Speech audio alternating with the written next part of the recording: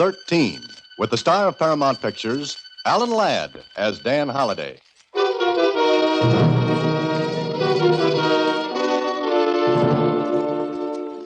Box 13, care of Star Times. I'm a stranger in your city. I don't know a soul here, but I'm in trouble.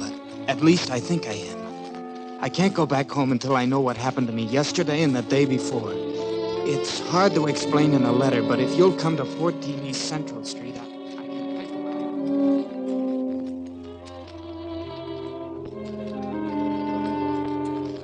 But I do know. Believe me, I need help. And maybe you're the one. Jerry Fuller. He needed help, all right. At first, I didn't think he did. I went at the whole thing with my tongue in my cheek, but I put it back where it belonged. Fast.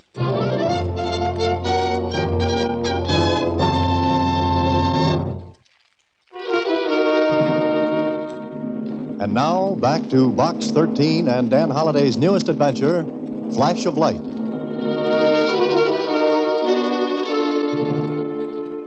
But I think it's silly, Mr. Holliday. Why can't he go back home? And what does he mean until he finds out what happened to him? Just that he's lost 2 days out of his life. Nobody can do that. You know, you should go to the movies more often, Susie. Sometimes you get an Academy Award for losing a weekend. Well, if you ask me, this Jerry Fuller sounds pretty silly. 2 days are hard to mislay. Besides, maybe he's just making a mountain out of a moleskin. I was wondering when you'd finally kick one around. Now I can leave. For number 14 East Central Street and Mr. Jerry Fuller. East Central Street ran through the part of town where the kids played tiddlywinks with manhole covers. And number 14 was no Ritz, a cheap, shabby rooming house to which paint was just all lang syne. Finding Jerry Fuller was no problem. The landlord pointed down the hallway, and 15 minutes later, Jerry Fuller finished telling me his story. Maybe I looked skeptical because... You don't believe me, do you? Oh, sure, I believe the part about the blackout, but... But you believe I was drunk, is that it? Well, you admitted having a few. But not enough to knock me out for a couple of days. Okay. I'll tell you, and you see how it sounds. You had 2 cocktails before dinner. After dinner, you wandered into the Red Swan and... Say, why did you pick the swankiest spot in town? Well, just to tell the folks back home I'd been there. So you had another drink there. Maybe 2? All right, 2. 3? 2, I said. Okay, take 2. They're small. But were you alone at the Red Swan? Well, maybe I talked to somebody, like people do at bars, but I was alone. Remember to whom you talked? No. Remember anything at all? Well, I don't know, but I kind of remember a flash of light. It sticks in my head. Flash of light? I've got another flash for you. That was your second drink. Look, I can't go back home until I know what happened. Maybe you'd better tell me why not. Well, all right, I guess maybe it's better if you do know. So Jerry told me a story that had happened a million times before. 3 days ago. A small-town kid in a big city. And a few drinks that were like dynamite to a kid who never had anything stronger than malted milks. And there was a girl he couldn't remember. And another girl back home, the girl he was supposed to marry. I listened and knew every word that was coming. I could have even added a few that he had left out. But when he finished... And that's why I can't go to the police. If I did, they'd have to wire back home for... Verification of your identity? Well, that's it. And everybody back home would know, find out. I know this is throwing cold water in your face, Jerry, but don't you think you'd better take your medicine? Chalk up the experience to experience. Oh, now, wait a minute. Look, my wallet. What about it? Every cent I had, even my ticket back home, is gone. You did a good job. Listen, if you or anybody else can prove I was robbed, then I've got an explanation. I've got a reason. Okay, I'll give it a whirl. But I think it's cut and dried before we get around to it.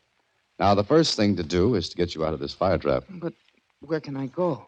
My apartment. I'll lend you the money to get back home. I won't go back home until I know what happened, how I got here, and why. All right, Jerry.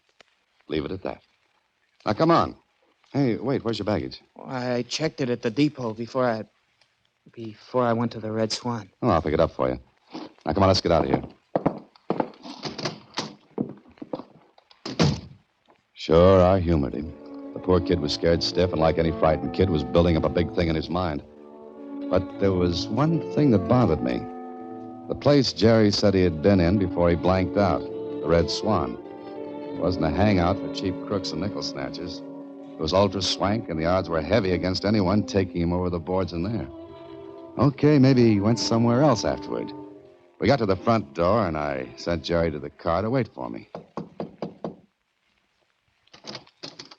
Hello. Well, hello. What's your name? Dan, what's yours? Kitty. Okay, Kitty. Is your daddy in? Uh-huh. What's the matter?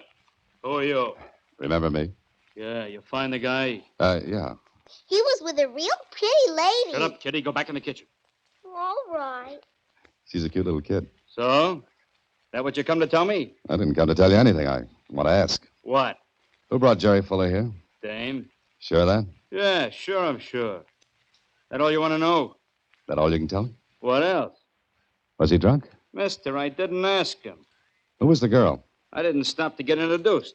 Look, she brings him here, says she's his wife, gives me a couple of days' rent, that's it. Did she leave right away? What do you want from me, a quiz game? Did she leave right away? I don't know. I showed him the room, I got my dough. I don't push questions, see? She gave you 2 days' rent, huh? So long, mister.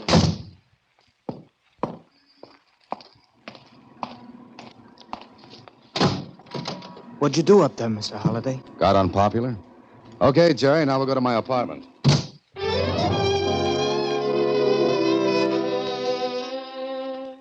better? Yes, a lot. Thanks. We'd better see about shipping you back home. Oh, but you said you were going to help. I am, and the best way I do that is to ship you out of the big city. You come back in, say, 10 years. You think I'm just a kid that got in bad, don't you? Well, you were at a church social for 2 days, Jerry. And I'm telling you, I was robbed. So you were. What can I tell the folks back home? What you told me. Oh, you don't understand, Mr. Holliday. Mr. Simmons, Mr. Simmons? Who's he? he's Millie's father. Oh?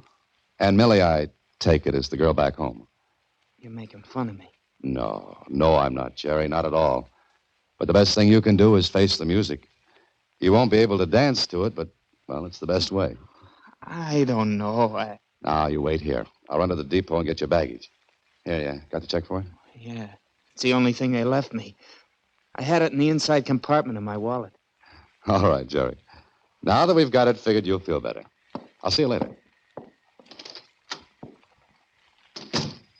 You'll feel better, I said. Everybody makes mistakes, but just how big can they get? I went to the depot, picked up the one valise Jerry had left there, and hurried back to my apartment. The automatic elevator was just coming down to ground level. Oops. I'm sorry. Yeah? How sorry? I beg your pardon? What for? Keep your eyes in front, pal, and you won't run into people. Just a minute. You came out of that elevator a little too fast. So? That's the way I always move. Objections? I might have. Like what? You don't live in the building, do you? Nah, I own it. So long, punk. I mean, so long, Holiday. Holiday? I didn't know him, but he knew me, and he came from upstairs. Something told me that character had been in my apartment. I got in the elevator, pressed the floor button. I never realized until then how slow those things can move. Then...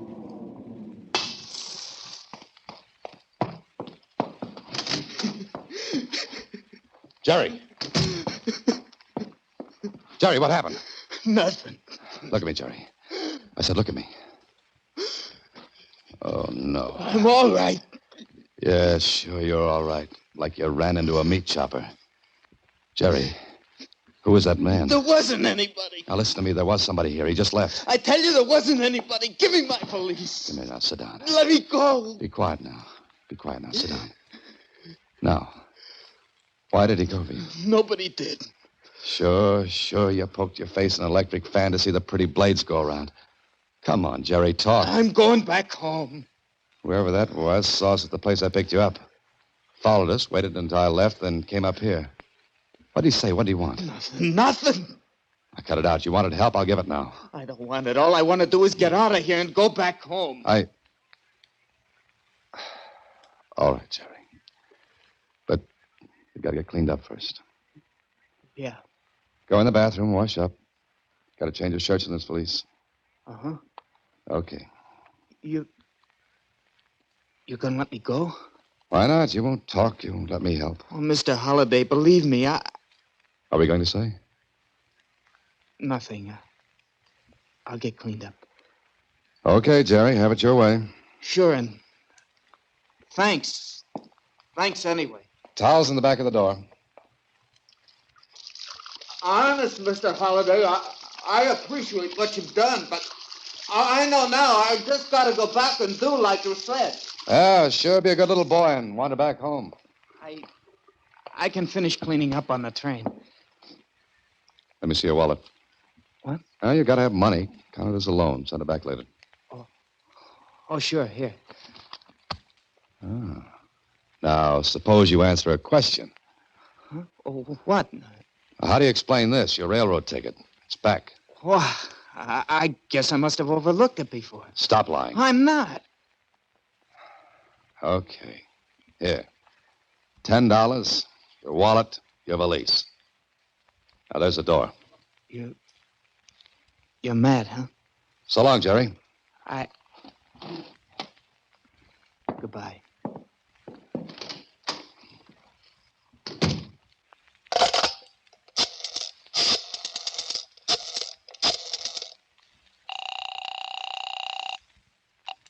Police headquarters. Griffin speaking. Lieutenant Kling, please. Homicide, Kling. Hello, Kling. This is Dan. Well, my heart's desire. What are you... We'll make with the jokes and funny patter some other time. Right now, I want to work fast. Huh? A man just left my apartment. He's on his way to the railroad station. Pick him up. Are you nuts? Here's what he looks like. 5'7", light brown hair. Wears horn-rimmed glasses. No hat, dark blue serge suit, carrying a suitcase with the initials JF on it, a foot high. Even some of your boys could spot it. Now take a breath and listen to me. I can't order a guy picked up because you want to play games. You gotta have a charge. Pick him up and I'll sign the complaint later. You'll find my wallet in his valise.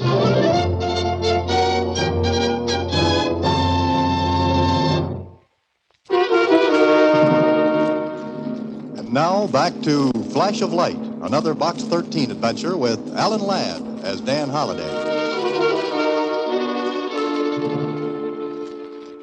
It was a nasty way to keep Jerry in town, but it was the only way to keep him and still tuck him away where he wouldn't be the target for tonight. Kling and I asked him questions, but if he'd been scared before, he was twice as scared now. And the second scare was big enough to make him forget what he wanted to find out. Why he had been Mickey'd and packed off into that boarding house on East Central. But I was real curious about it, and because Kling had nothing to work on, I was on my own. I went back to East Central Street. I knew I wouldn't get anything out of the landlord, but I spotted little Kitty. And I remembered something she had said, so I asked her. Uh-huh. And there was a real pretty lady. Well, did you hear her name, Kitty? Uh-uh. Do you remember if she left right away? Uh-huh. She did. In a car? Oh, it was a taxi cab. Why? I want to find her. She had red hair and a real pretty fur coat. Oh, well, that's nice. But when she got into the taxi, Kitty, were you near her? Uh-huh. I like to look at her red hair and her pretty coat. Now, think carefully, Kitty. Did you hear her say anything to the driver of that taxi? Uh-huh. What? She told him where to go. Where? Where she told him. Oh, I know, but where did she tell him? What did she say? 245. 245 what? Well, that's the number of the street, I guess. Did you hear the street? Uh-huh. What was it? It wasn't a street. She said avenue. All right, Kitty, that's fine so far. Now, what was the name of the avenue? 245. That's the number of the avenue. Uh-uh. You just said it was. Oh, no, I didn't. I said 245 Avenue. What avenue? 245. Look, Kitty, I gotta go play now. Goodbye, miss. Kitty, wait, Well, that was that. Dead end. And I was 10 minutes and 2 miles away when it hit me. Kitty was right. The number was 245th Avenue. A half hour later, I was there. And it took $10 to bribe the clerk in the apartment house to give me the name of the real pretty lady with the red hair and pretty fur coat. And a couple of minutes later... That you, Marty? Yeah, Beth? What's the idea of showing up this late? Hey, And a high nani. what's the idea? Oh, pardon the intrusion. You get out of here. Who are you, anyway? I'm the man who makes the survey. Survey. What survey? Are you listening to your radio? What do you want? Answers. Have you got any? He ain't a cop. Expecting one? Get out. Sit down, Beth. I've got questions to ask about a kid named Jerry Fuller. Nobody could call you Little Poker Face. Meaning what? Meaning that name was a direct hit. You're crazy. Now you get out of here before I call a cop. Okay. Alexander Graham Bell was a great man. He saved us a lot of steps and bother. Go on. Call the police. Oh, you don't think I will, huh? Maybe. But when they get here, they might ask questions about Jerry Fuller and why he was drugged, framed, and holed up on East Central. I said you're crazy. Oh, yes, I know you did. Well? Listen, I don't know who you are or what you're doing here, but I'm going to give you a break. You don't look like a bad guy. Maybe a nut, but you can go and we'll forget this. I don't want to forget it. I'll take it from here, Beth. Well, hello. If it isn't my elevator friend. How did you get here, Holiday? I drove. Why? I thought maybe you crawled, because that might be the way you get out. Marty, don't start nothing here, Shut please. up. What did you do, leave a trail, dope? No. I don't know how this guy got here. What are you doing here, Holiday? I want to know why that kid Jerry Fuller was framed the way he was. Just curious, Holiday? Maybe. You don't know, huh? Okay, so you don't know. That's nice and healthy for you, Holiday.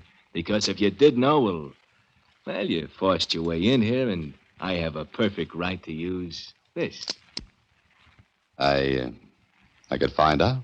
Maybe from your pal Fuller, huh? Mm-hmm. Could be. Okay, go ask him. But get out of here and don't come back again, or I might not be so nice about it. Come on, beat it. I might be back. I might be waiting. Maybe you let me in on a secret, Holiday. Just where are you heading? Cling, I want to talk to Jerry Fuller. Fuller? You kidding? We let him out. Out? I told you I'd show up and sign the complaint. Sure, then Susie walks in and tells us you've decided not to sign a complaint. No charge. Susie? Yeah, Susie. Let me use your phone. Why not? You've used the whole police department. Why stop at a phone? Hello? Susie? Oh, hello, Mr. Holliday. Where are you? Never mind that. Did you go to the police and tell them to drop my charge against Jerry Fuller? Well, yeah. Why? Because you told me to. I told you to. Susie, what's the matter with you? But you did. That I should go to the police and tell them you didn't want to. Oh, okay, Susie. Did I do something wrong? Or right? It doesn't matter now. Well, didn't she? Yeah, but it's not her fault. It looked like a legitimate message from me because she knew I got that letter from Jerry Fuller. Oh, now I get it. Box 13 again. I'm not superstitious, but I'm going to be if I know you much longer. Listen, somebody wanted Fuller out of here. Out of the way because that somebody is afraid of what Fuller knows. Now what? How do I know? I just got off the bench to come in the game. Cling, that kid's in danger. We've got to find him. Maybe you better start from the beginning so I can at least look intelligent about it. All right. Fuller sent a letter to Box 13. He wanted me to help him because he was afraid to go back home before he knew what had happened.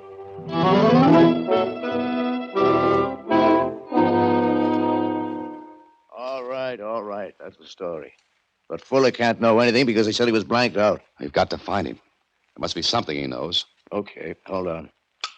Sergeant, get a description of Jerry Fuller from the clerk. Left here about half hour ago. Put out a dragnet for him. March bus, railroad, plane terminals. Right away. Good boy. Now, one more thing. This Marty character you talked about. Short? Yeah. He's stocky, little scar on his chin. Clothes were neat, but gaudy. I thought so. Marty Kane. Oh, you know him? Every police department in the country knows him. Killer, hired by anyone who can pay his price. Killer? Got anything on him? No, Stooley's tipped us off he was in town. 2 days after he gets here, Billy Dufree was killed. Dufree? Yeah, he was going to be state's witness against Billy Farn. We thought nobody knew it. Oh, we gave Dufree protection, but not enough. Kane got to him. And you lose the fraud case against Farn. Yeah. But if we can get Fuller back, you'll have a case against Kane and Farn. If Fuller talks. What do we do now? If you got any fingernails left, start working on them while we wait.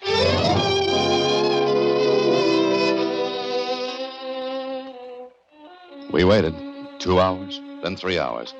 Kling and I stared at each other, each of us afraid of, well, to say what he was thinking. That Jerry Fuller would be dead when they found him. There was one point against that, though. The fact that it must have been Marty Kane who went to Susie with that fake message from me. She could identify him. And if Fuller was killed. Let me go. I tell you, let me go. I didn't do anything. That's all, Sergeant. I'll check over. Come on in, Fuller. What have you got me back here for? Mr. Holliday. Look, Jerry, you're a very lucky boy you're not decorating the bottom of the river right now. You're safe here, kid. Nobody can get at you here. What do you want? I don't know anything. Maybe you do. I told you I don't. I was on my way home. Why Jerry. don't you let me? Jerry, that night in the Red Swan. What did you see or hear that put Marty Kane after you? I don't know any Marty Kane. I never even heard the name before. He was the man who beat you up in my apartment. I didn't know him. I never saw him before in my... But you did. Why did you stop talking just then? I don't know. Maybe I talked to him at the cocktail bar at the Red Swan. I don't know. You talked to him at the Red Swan. Did he tell you anything about a man named Dupree? Free? No, I tell you, it's all hazy. Look, Dan, a guy like Kane wouldn't pay to anybody. Just doesn't make sense. And why is Kane anxious to get Jerry out of town? If this kid knew anything, Kane wouldn't let him live 10 seconds. And what's the angle? Jerry, did you ever hear of a man named Billy Farn? No, I didn't. And I don't know why Kane's after me. All I want to do is go home. Wait a minute. Fuller, when did you get into town? What about that, Kling? Everything. Because Dupree was killed on the 5th. 5 days before this kid even got near this town. That made it better than ever for people who like puzzles that don't fit together.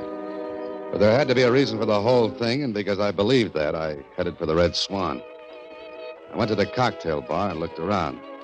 I didn't know what I expected to find, but, well, maybe nothing. Then there was a flash of light. A flash of light. A flash bulb set off by a camera girl, one of those who take pictures in nightclubs. And that was it. 2 flashes of light, one from the bulb and another in my head when the idea hit me. It took me 10 minutes to find the man who owned the concession. Yes, sir. We keep all negatives. They're numbered and dated. Got the ones for the night of the 12th?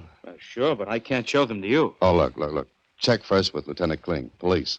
He'll tell you it's okay for me to look through those negatives and find the one I want.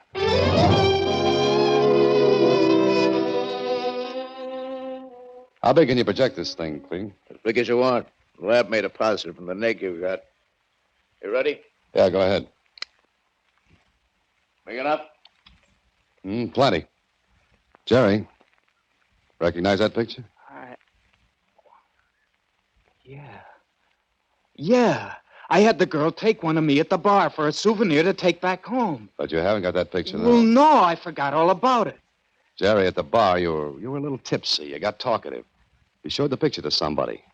Was it Kane? Well, I don't know. It could have been. So what, Dan? What's this picture got to do with it? Don't look at Jerry, Kling. Look at the figures in the background. Enlarge it a little more. That what you want? Hey, that's Marty Kane. Yeah, taking money from someone. And that someone is Billy Farn's leg man. Well, you got your case, Kling. Farn's leg man paying off Kane for killing Dupree. Better look at it in the light, Dan. This picture shows Kane getting money. Okay, so what? A smart lawyer could make up a dozen reasons. Kane won it from Farn. He was getting change from the leg man. But coupled with this business about Jerry Fuller, it would stand up in court. Fuller hasn't been hurt. Kane was smart that way. Yeah, Hey, listen. You want a case. But how? Let me have that negative and listen to your Uncle Dan for a few minutes.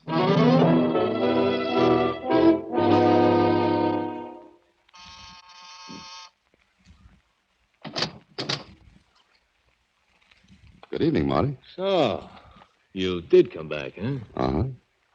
Want to talk to me? Sure, come on in. Oh, leaving town, Marty?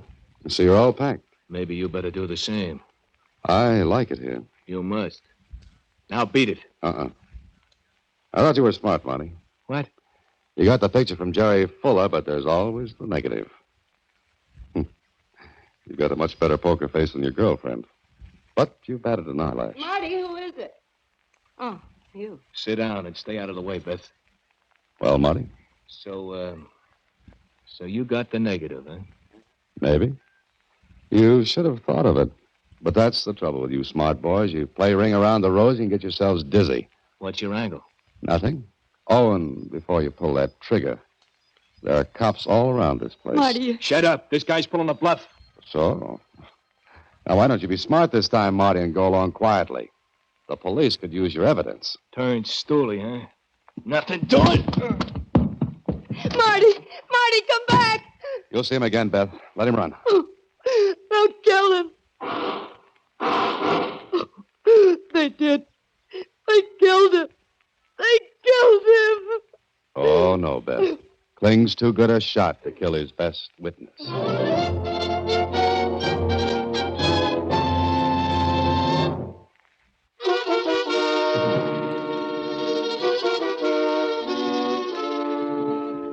But what about Jerry? Did he go back home? That he did, Susie. And right now, he's probably a hero in his hometown. Gee, and all because of a flash in the pan. Huh? I made a joke. Get it? Face, pan. Flash in the pan. Oh, good night, Susie. Next week, same time, through the courtesy of Paramount Pictures, Alan Ladd stars as Dan Holliday in Box 13. Box 13 is directed by Richard Sandville, with an original story by Russell Hughes. Original music is composed and conducted by Rudy Schrager. The part of Susie is played by Sylvia Pickard, and that of Lieutenant Kling by Edmund MacDonald. Production is supervised by Vern Karstensen. This is a Mayfair production from Hollywood. Watch for Alan Ladd in his latest Paramount picture.